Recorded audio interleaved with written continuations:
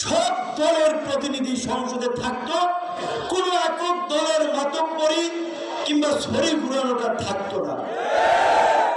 বাংলাদেশে যদি পিআর পদ্ধতির নির্বাচন হয়, অর্থাৎ যেই দল যত পার্সেন্ট ভোট পাবে তাদের তত পার্সেন্ট প্রতিনিধি সংসদে থাকবে। ধরেন আমরা গণ অধিকার পরিষদ সারা দেশ মিলাইয়া 20% ভোট পেয়েছি, তাহলে সংসদে যদি 300 আসন থাকে তার 3 গুণ সংসদ সদস্য, অর্থাৎ 3 বিশে 60 জন এমপি আমাদের দলের সংসদে থাকবে।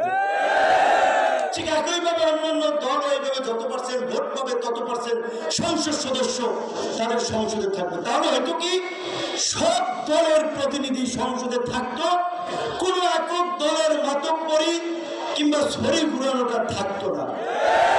তাহলে ওই যে নির্বাচনে কে এমপি হবে সেটা অনেকে আগে জানতো না, সুতরাং পয়সা পাতি খালি ঢালতো না।